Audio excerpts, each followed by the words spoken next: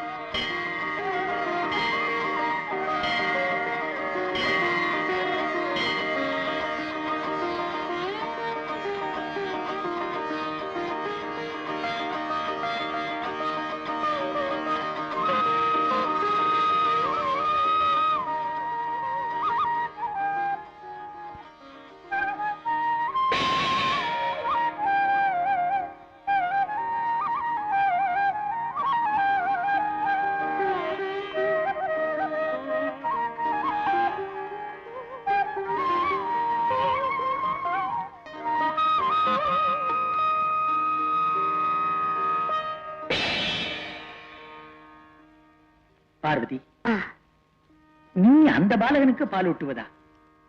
இது என்ன லீலை? எனக்கு இதில் மனநிறைவு கிடைக்கிறது. நிறைவா?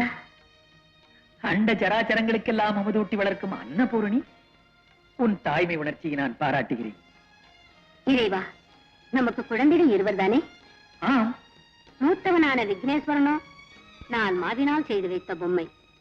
இளையவனான குழந்தை முருகனை பற்றி சொல்வதானால், ஏகாந்தத்தில் நாம் இணைந்திருந்த சமயத்திலே இடையில் வந்த அக்னிக்கு சுக்கலத்தை வழங்கி அதன் விளைவாக சரவண பவனை நமது மைந்தனாக ஏற்றுக்கொண்டோம். உண்மை. இறைவா, எல்லாருக்கும் குழந்தைகளை கொடுத்து தாயாக செய்து தாயே தாயே என்று கூப்பிட வைத்து மழலை இன்பம் பருக வைத்த கோடான கோடி குழந்தைகளுக்கு தாயான நானும் கூட கருவுற்று இருந்து ஒரு குழந்தையை பெற்று பாலூட்டி வளர்க்கின்ற தாய் என்ற தெய்வமாக வேண்டும் என்று எவ்வளவோ தாபத்துடன் இருந்தேன். அதை நீங்களும் உணர்ந்தீர்கள். சக்தி சிவ சங்கமத்திற்கு நானும் காத்திருந்தேன்.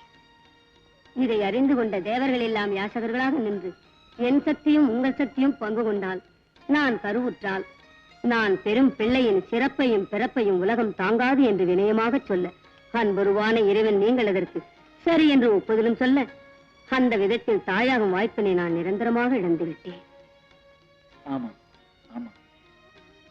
இறைவா, பாவ புண்ணியங்களுக்கு அப்பாற்பட்ட அந்த பாலகனின் வாய்ப்பட்டு என்னுள் அடங்கி கிடந்த தாய்மை உணர்வு பொங்கி எழுந்து பாலூட்டினேன்.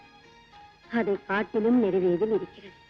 உமாமகேஸ்வரி, உலகமாதாவான உனக்கே திருப்தி அளித்த பாலகன் நாளைய சரித்திரம் படைப்பான்.